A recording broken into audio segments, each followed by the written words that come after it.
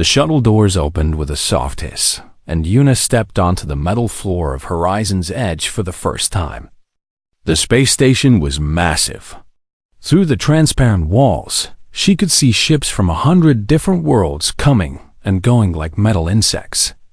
The air smelled strange, filtered and recycled through machines that served dozens of species.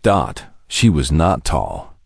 At 165 centimeters, she barely reached the chest of most aliens walking past her. Her black hair was tied back in a practical knot, and she wore the gray uniform of Earth's Space Defense Corps. A simple patch on her shoulder showed the blue and green of her home planet. Yuna was the first human military liaison to the Galactic Coalition. It was an honor. It was also, she knew, a test. "Sister!" A familiar voice cut through the noise of the docking bay. She turned and saw Taiho pushing through the crowd. Her younger brother was thinner than she remembered, his face pale from months of living under artificial light. He worked as a communications specialist on the station, one of the few humans who had been here longer than a year. He hugged her quickly, then stepped back with worry in his eyes. "You should not have come." "Nice to see you too," Yuna said with a small smile. "I am serious." Taiho lowered his voice. "They do not want us here. The other species. They think humans are weak, useless. They only accepted Earth into the Coalition because they wanted access to our music and art. They do not see us as warriors." Yuna looked around. She noticed it now. The aliens walking past gave her strange looks. Some were curious. Most were dismissive.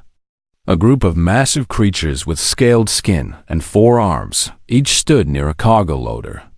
They were Karathi, the warrior species that controlled the station's security. One of them looked at her and made a sound that might have been laughter.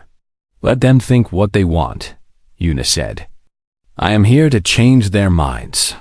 The welcome assembly took place in a great hall at the center of the station.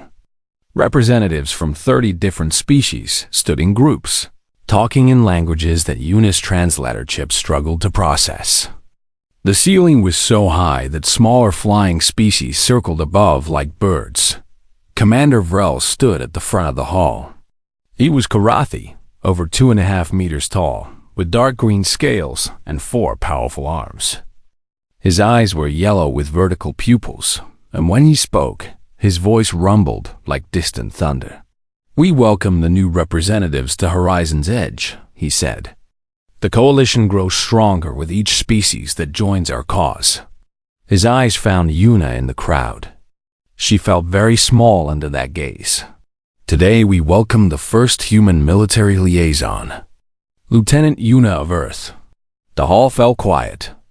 Yuna walked forward, keeping her back straight and her steps steady. She could feel hundreds of alien eyes watching her, judging her. A Karathi warrior near Vrel leaned toward his commander and said something. He did not bother to whisper. Yuna's translator caught the words clearly. "This is their warrior? She looks like a child. I could break her with one hand." Soft laughter rippled through the Karathi group. Yuna stopped in front of Commander Vrel and gave a formal bow. "I am honored to represent Earth and humanity," she said. "I look forward to serving alongside the Coalition's forces." Vrel studied her for a long moment. "Humans are new to the galaxy," he said. "Your species has no natural armor. No claws, no venom. Your bones are fragile, and your skin tears easily. How do you expect to contribute to our military operations?" The question was not meant as an insult. Yuna could see that Vrel was genuinely confused.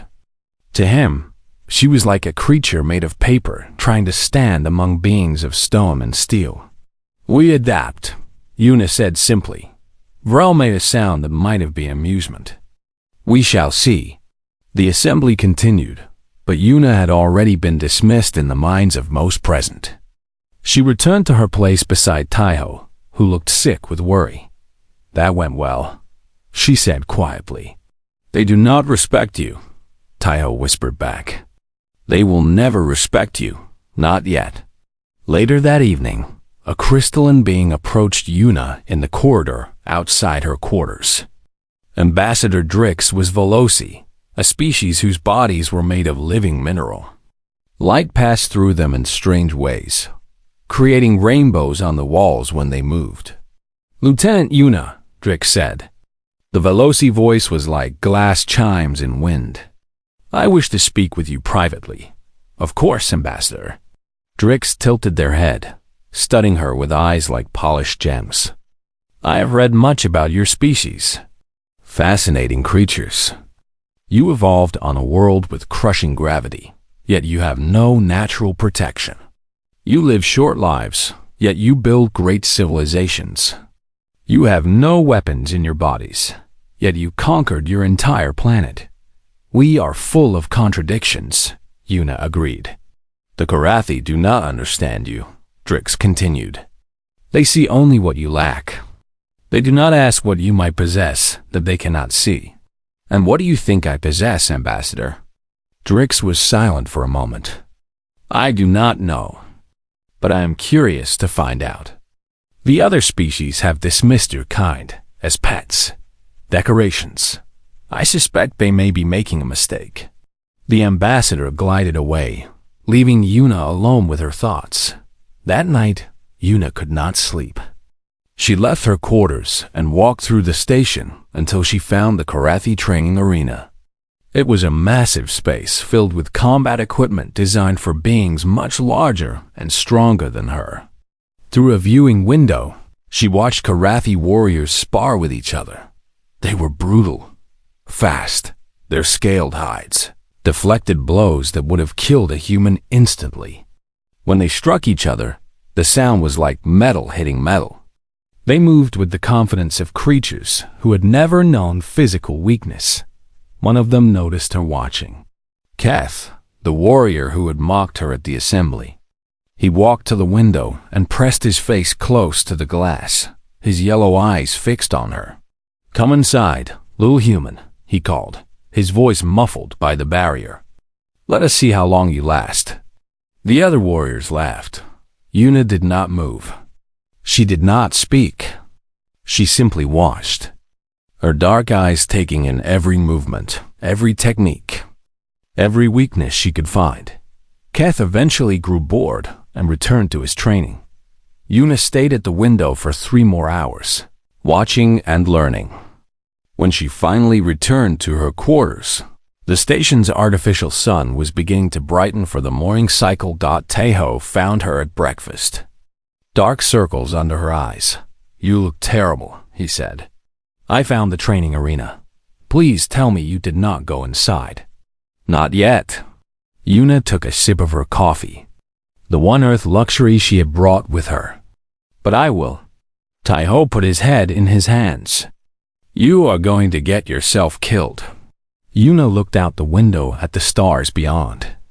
Somewhere out there, 8 billion humans lived on a small blue planet, waiting to see if they had a place in the galaxy.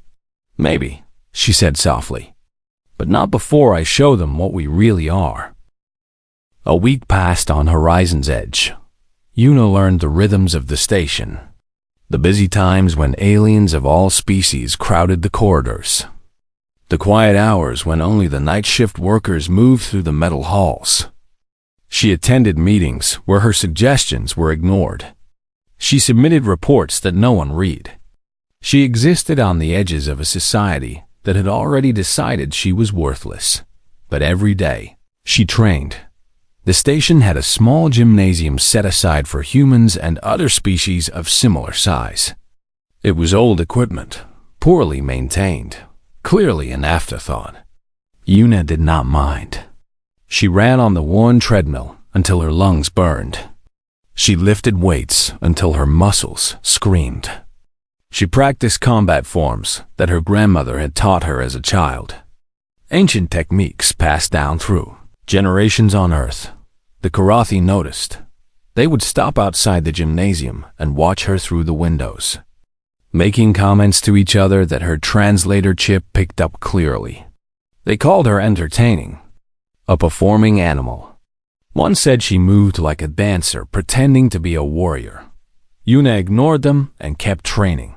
One morning, Keth entered the gymnasium while she was practicing strikes against a training dummy. He did not ask permission. He simply walked in, his massive body taking up half the small space, and stood watching her with his arms crossed. Yuna continued her exercise, refusing to acknowledge him. "You train every day," Keth said finally. "Why? No amount of practice will make your soft body hard. No amount of exercise will grow you armor. Training is not just about the body," Yuna replied, still striking the dummy. "It is about the mind." Keth laughed. Human philosophy. Words to make weakness feel like strength. He moved closer, deliberately invading her space. "Let me show you reality, little creature." He bumped her with his hip. It was not a punch or a kick, just a casual push. But Keth weighed over 300 kilograms, and he put enough force behind it to send most beings flying across the room. Yuna shifted her stance at the last moment, redirecting the energy through her legs and into the floor.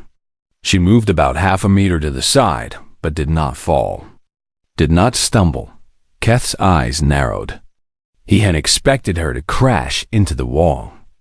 Maybe break something. "Interesting," he said slowly.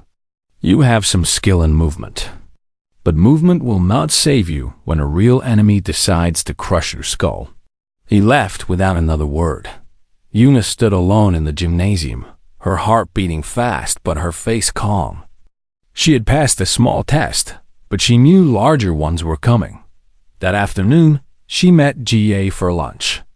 Jie was a human xenobiologist who had been on the station for 2 years, studying alien species and trying to help them understand human biology.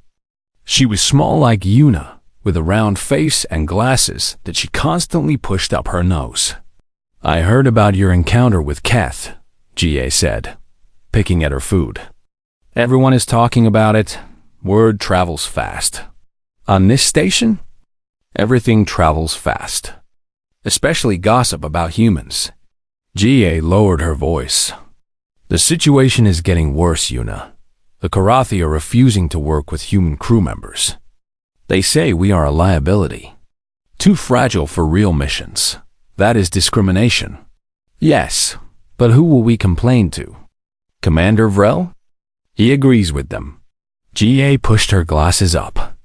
"I have been studying their biology, trying to understand why they see us the way they do. And I think I figured it out. Tell me. They genuinely do not understand what we are." Jie leaned forward, excited despite the grim topic. The Karathi evolved on a low-gravity world. Their armor developed to protect them from predators with sharp claws and teeth.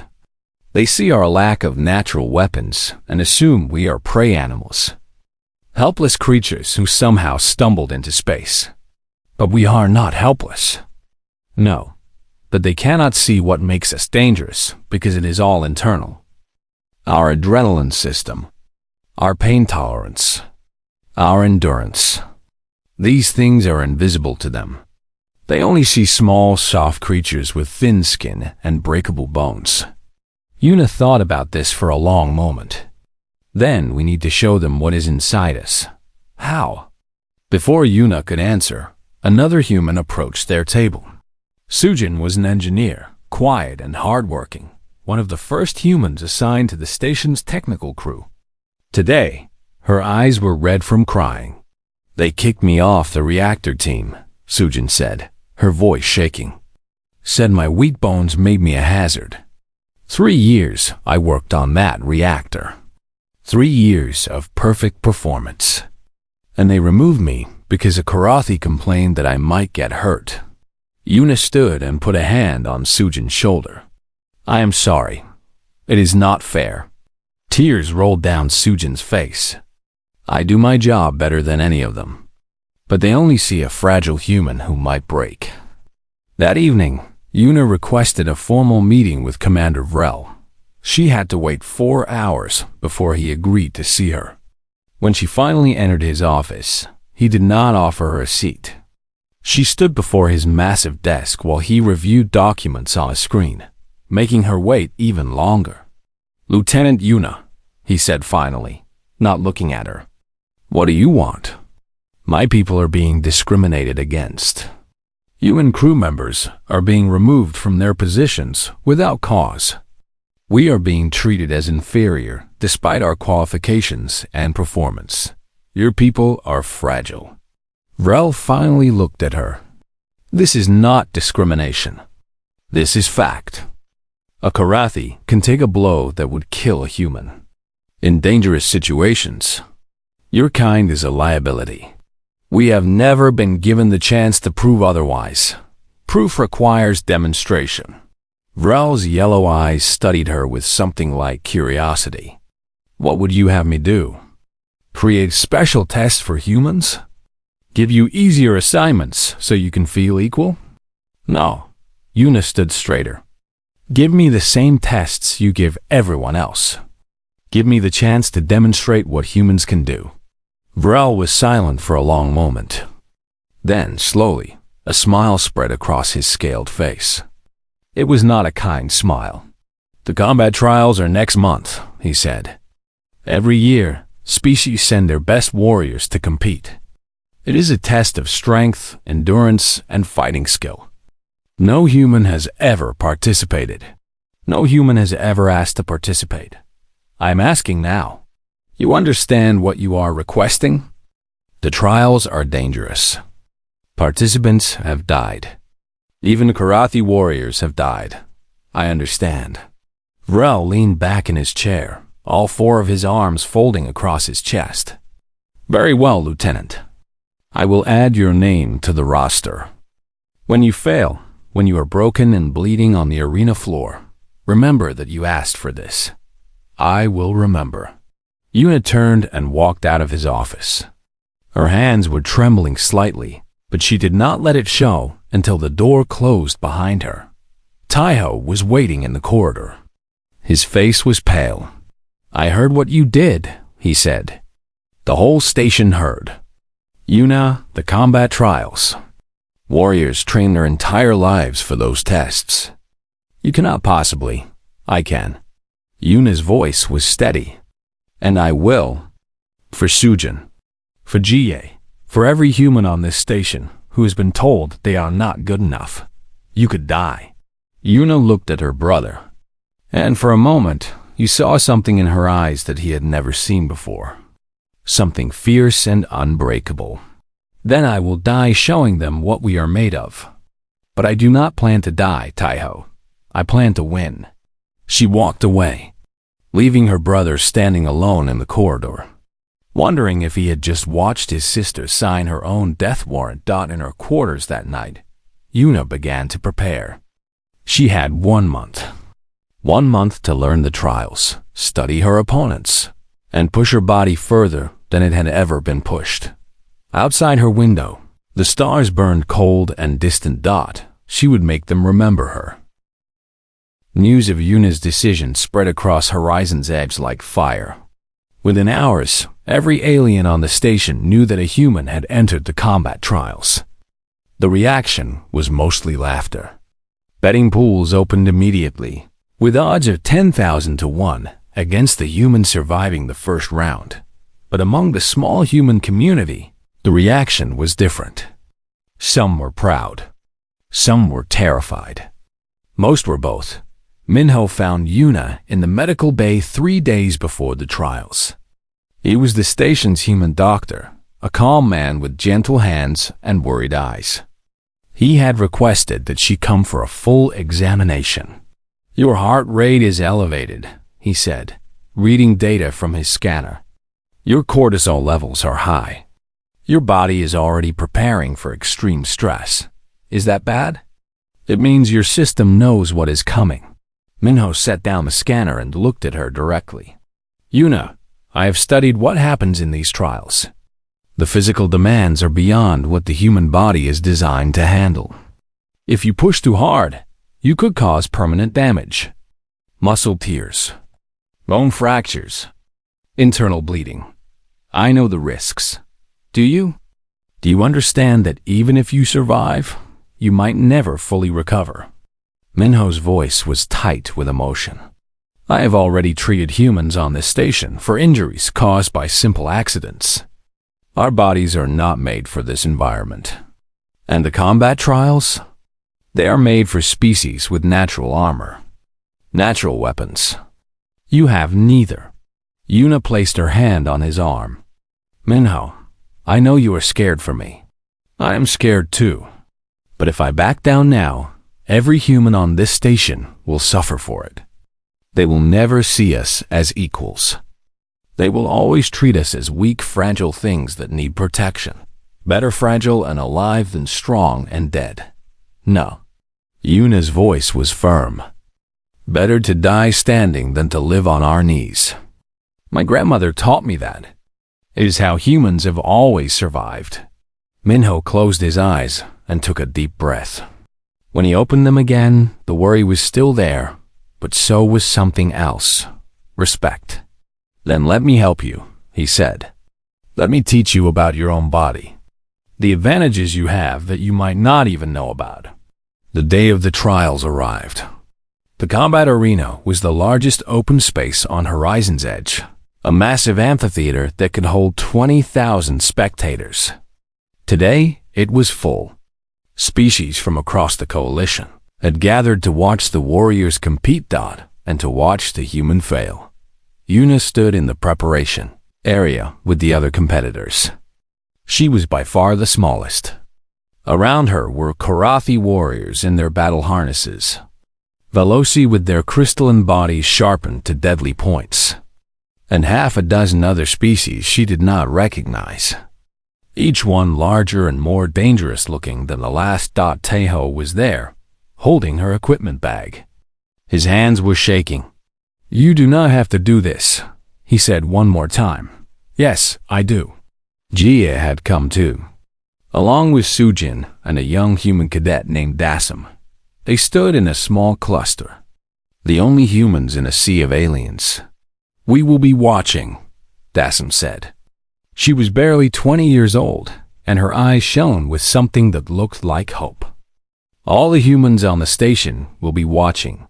Commander Vrel's voice echoed through the arena, announcing the beginning of the trials. The first challenge was an obstacle course. Competitors had to breach reinforced barriers, climb sheer walls, cross gaps, and survive simulated weapons fire from automated turrets. The course was designed for armored species, who could charge through obstacles and ignore minor injuries. Yuna watched the first competitors attempt it. The Karathi used their massive bodies as battering rams, smashing through barriers headfirst. Their scales deflected the simulated weapons' fire without damage. A Veloci used some kind of phase ability to pass partially through solid walls. When her turn came, the crowd fell silent. Then someone laughed and the laughter spread. Yuna ignored it. She approached the first barrier and studied it for 3 seconds. Then, instead of trying to smash through the center like the Karathi had, she kicked at a joint where 2 panels connected. The barrier buckled. A second kick broke it open. The crowd murmured in surprise. She moved through the course differently than anyone before her. Where others used raw strength, she used technique. Where others absorbed weapons fire with their natural armor, she dodged and rolled, using cover that larger beings could not fit behind. Where others climbed walls through sheer power, she found handholds and footholds, moving like water up the surface. She was not the fastest. 3 Karathi and a Veloci beat her time. But she finished. She completed a course that was never designed for her species. The laughter had stopped. The second trial was worse. It was a test of pain tolerance. Competitors stood on metal plates while increasing electrical shocks were delivered to their bodies. The challenge continued until only one competitor remained standing. Yuna took her place among the warriors. Keth was there, standing 2 platforms away, his yellow eyes fixed on her with cold amusement. The shocks began. Low at first, just a tingling sensation. then stronger, then painful. Species began to drop out. A Veloci's crystalline structure cracked under the neural feedback, and they were carried away by medical teams. Several smaller competitors collapsed and were removed.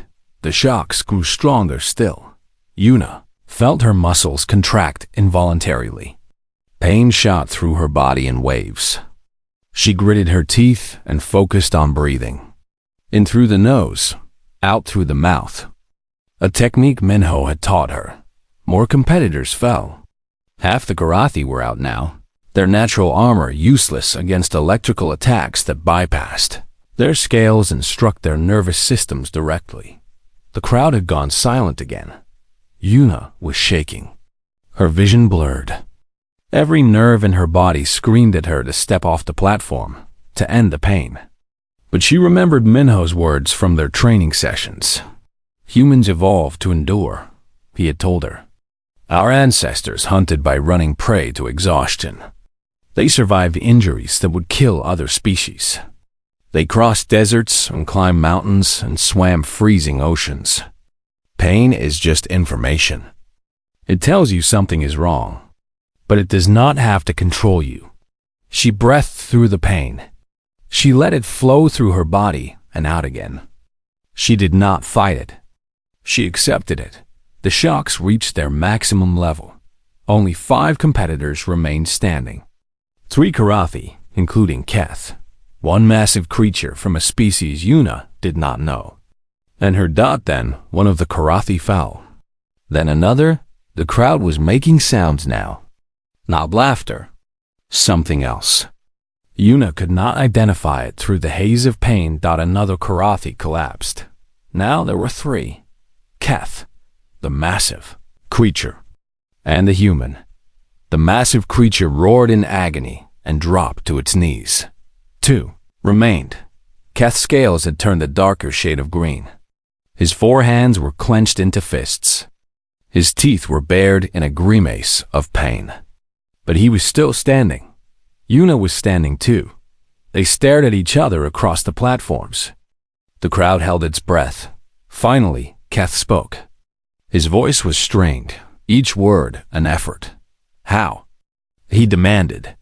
How are you still standing? You have no armor, no protection. The pain should have destroyed you. Yuna smiled. It was not a happy smile. It was the smile of a creature that had learned long ago to embrace suffering. Humans, she said, her voice steady despite the agony in her body, are very good at pain. The trial ended in a draw. Both competitors had endured the maximum level. The officials had no choice but to declare them both winners of the second challenge. As Yuna stepped off the platform, her legs almost gave out. Minho was there immediately, supporting her, checking her vital signs. You should not be conscious, he whispered. The readings. Your body is barely functioning. Functioning is enough. Across the arena, Keth was being tended to by his own medical team. He looked at Yuna, and for the first time, there was something other than contempt in his eyes. It might have been fear. Commander, Vrel's voice echoed through the arena, announcing the final trial. The last challenge will be live combat. Each competitor will face an opponent selected by the judges. The rules are simple. Incapacitate your opponent or force their surrender. No weapons. No killing. Vrel paused, and when he spoke again, there was a dark satisfaction in his voice. The human will face Keth of the Karathi. The crowd erupted. Taiho grabbed Yuna's arm. No, you cannot fight him. He will kill you. Yuna looked at the arena's central combat ring, where Keth was already walking, rolling his massive shoulders, preparing for battle. Maybe, she said. But I am not finished yet. The combat ring was a circle of hard metal, 30 meters across, surrounded by energy barriers that would contain the fighters but allow the crowd to see everything. Lights blazed down from above, harsh and bright, leaving no shadows to hide in. Yuna walked toward the ring. Each step felt heavier than the last. Her body was screaming from the pain trial, muscles still twitching, nerves still burning. But she kept walking. Keth was already inside the ring, waiting for her. He stood like a mountain of scale and muscle, his forearms loose at his sides, his yellow eyes tracking her every movement. He had removed his harness, revealing the full extent of his natural armor. Dark green scales covered every visible part of his body, thick and overlapping like plates of living metal. The crowd was making noise, but Yuna could not hear them anymore. Her entire world had narrowed to the ring, to her opponent, to the fight that was about to happen. She stepped through the energy barrier and felt it shimmer around her, sealing her inside with Keth. "I will try to end this quickly," Keth said. His voice was almost gentle. "Out of respect for your courage in the pain trial, I will make your defeat as painless as possible. Do not hold back on my account." Keth's eyes narrowed. "As you wish." The signal sounded. The fight began. Keth charged immediately, covering the distance between them in 3 massive strides. His lower arms reached for her, ready to grab and crush. His upper arms were pulled back, ready to strike. Any other opponent would have retreated, tried to create distance. Yuna ran toward him. She dropped low at the last moment, sliding under his grasping arms, and drove her shoulder into his knee joint. It was the one place where the scales were thinner, where flexibility was needed for movement.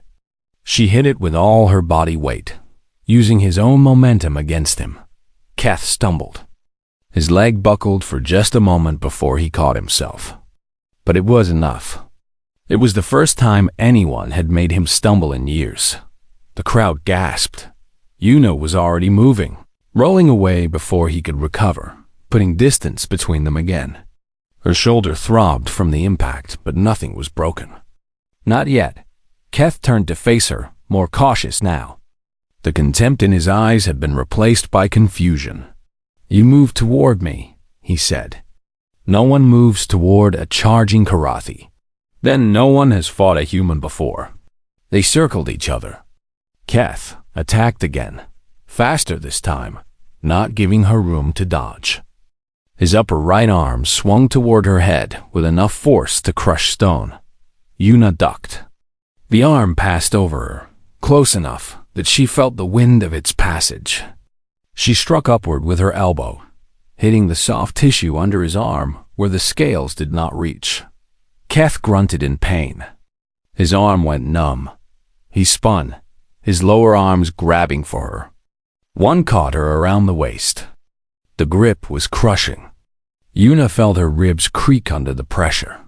Then his other lower arm came around and squeezed. Something cracked. Pain exploded through Yuna's chest. At least one rib, maybe more.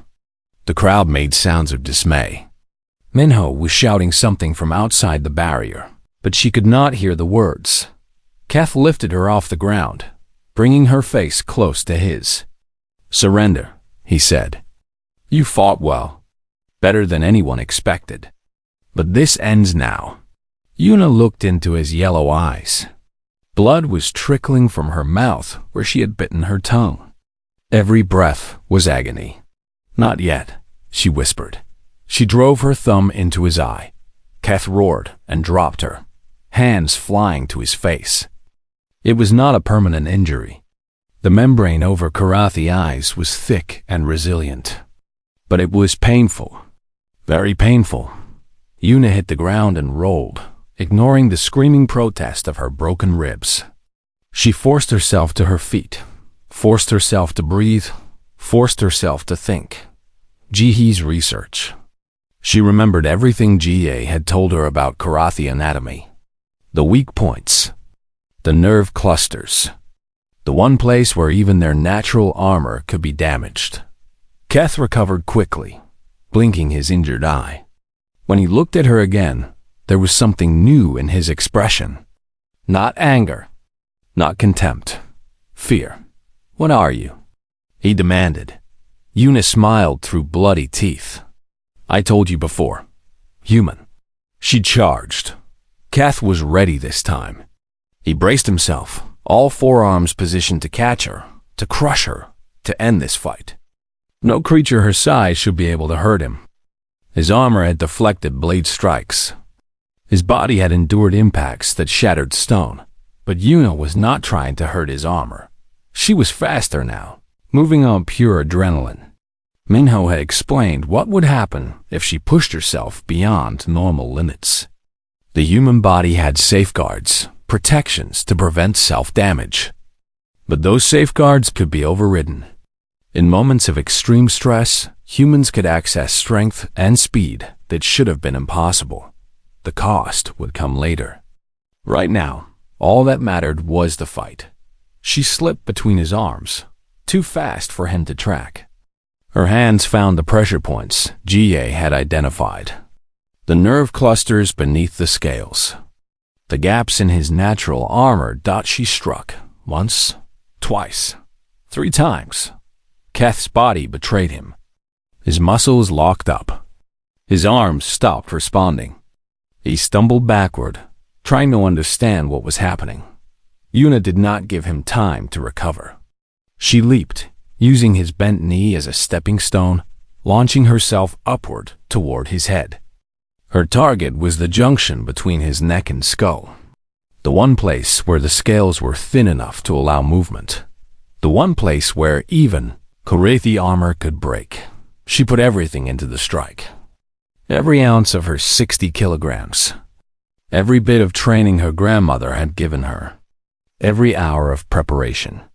Every insult and dismissal and laugh that had been thrown at her species since they arrived on the station. Her fists connected. The sound was like ceramic cracking. Keth's scales, the armor that had protected him his entire life. The armor that had never been breached in combat. Shattered under her blow. Pieces of dark green scale fell to the ground like broken pottery.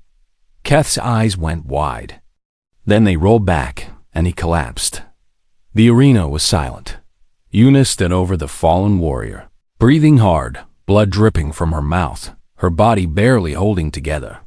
She looked up at the crowd, at the thousands of alien faces staring down at her in shock. Demonstrated enough? She asked Dot, then her legs gave out. Minho was through the barrier before she hit the ground, catching her, lowering her gently. His scanner was already in his hand, reading her vital signs. 3 broken ribs, he reported, his voice shaking. Fractured hand. Torn muscles in your shoulder and back. Internal bleeding. Did I win? You won. Minho's eyes were wet. You won. The crowd found its voice. The sound that emerged was unlike anything Yuna had ever heard. It was not cheering, exactly. It was something deeper. Something almost like fear. The small, soft, fragile human had done what no one thought possible. She had broken Korathi armor with her bare hands. She had won. Across the arena, medical teams were working on Keth. He was alive, already regaining consciousness. When his eyes opened and focused on Yuna, being carried away on a stretcher, he did something that shocked everyone who saw it. He pressed his fist to his chest in the Korathi gesture of respect. The same gesture he had refused to give any human since they arrived on the station. The gesture reserved only for worthy warriors. Yuna saw it just before the medical team carried her through the exit. She managed a small smile. Then darkness took her. When she woke up 3 days later in the medical bay, Taiho was asleep in a chair beside her bed, and the galaxy had changed. The first thing Yuna felt when she woke was pain. It was everywhere, a dull ache that pulsed with every heartbeat. Her chest was wrapped in bandages. Her right hand was in a cast. When she tried to move, her body strongly suggested that she should not. Easy. Taiho was awake now, leaning forward in his chair. Dark circles under his eyes showed he had not slept much in the past 3 days. Minho said you should not move for at least a week. Your body needs time to heal. What happened? Her voice was rough, her throat dry. What happened? Taiho laughed, but there were tears in his eyes. You broke a Karathi's armor with your fist. You became the most famous human in the galaxy. That is what happened. Yuna closed her eyes, trying to remember. The fight came back in fragments. The charge. The pain. The final strike. She remembered the sound of Keth's scales cracking under her hand. Is Keth? He is fine. Already recovered. Karathi heal fast. Taiho paused. He has been asking about you. The nurses say he came by twice while you were unconscious. Before Yuna could respond, the door to the medical bay opened. Jie rushed in, followed by Sujin and several other humans Yuna did not recognize. They surrounded her bed, all talking at once, their faces bright with excitement and relief. You did it! Jie was almost bouncing. Do you know what is happening out there? The entire coalition is talking about you. Videos of the fight have been watched billions of times. Scientists from every species are requesting access to human biological data. They want to understand us now, Sujin added. She was smiling for the first time since Yuna had met her. The engineering team asked me to come back. They said they made a mistake. They said they did not understand what humans could do. Over the next few days, as Yuna slowly recovered, she learned the full extent of what her victory had caused. The coalition's scientific community had launched a massive study of human physiology. For the first time, they were seriously examining the species they had dismissed as fragile prey animals. What they found shocked them. Adrenaline, the chemical that had allowed Yuna to fight through injuries that should have disabled her. A natural combat drug that humans could produce at will, enhancing strength and speed while suppressing pain. Endurance, the ability to maintain physical activity for hours, even days. Humans were not fast compared to many species, but they could keep going long after faster creatures had collapsed. Their ancestors had hunted not by chasing prey, but by following it, walking steadily, never stopping, until the prey simply gave up from exhaustion. Healing. Human bones, when broken, grew back stronger than before. Their immune systems could adapt to almost any environment. They survived diseases that killed other species. Pain tolerance. Humans routinely endured injuries that other species considered fatal. They walked on broken legs. They fought with shattered hands. They pushed through agony that would put most creatures into shock. Persistence, perhaps the most terrifying discovery of all. Humans did not give up, ever. Their history was filled with stories of individuals who survived impossible situations through nothing but sheer refusal to die. When other species encountered unbeatable odds, they retreated or surrendered. Humans just tried harder. On the 5th day of her recovery, Yuna received a visitor she had not expected. Elder Torix was one of the oldest Veloci in the coalition, a crystalline being whose body had grown cloudy with age. They moved slowly, carefully, supported by a walking frame. But their eyes were still sharp and clear. Lieutenant Yuna, Torix said, their voice chiming softly. May I sit? Of course, Elder. Torix lowered themselves into the chair beside her bed, their crystalline body making soft clicking sounds as they settled. I remember when humans first contacted the coalition. We were curious about you. Such small creatures from such a harsh world. We wondered how you had survived long enough to reach the stars. Many species wondered that. Yes, and most dismissed you because of it. We saw your lack of natural weapons and assumed you were harmless. We saw your short lifespans and assumed you were insignificant.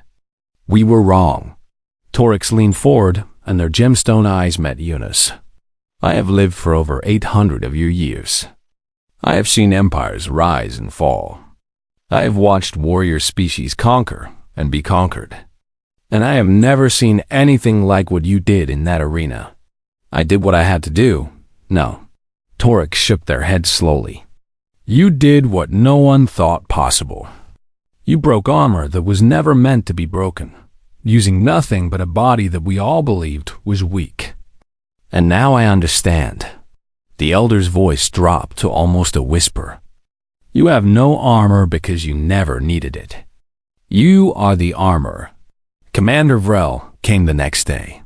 He did not apologize. That was not the Karathi way. But he stood at attention beside her bed, all four arms pressed to his chest in the formal gesture of respect. I misjudged your species, Lieutenant, he said. I thought you were fragile. I thought you were weak. I was wrong. The combat trials have proven that humans are worthy allies. And my people on the station, will they be treated fairly now? They will be treated as they deserve to be treated. As warriors. As equals, Rel paused. I have already issued new orders. Human crew members will be fully integrated into all operations. No more separate assignments. No more protection that was not asked for. When Keth finally came to see her, he did not speak at first. He simply stood in the doorway, his massive body blocking the light, his yellow eyes studying her with an expression she could not read.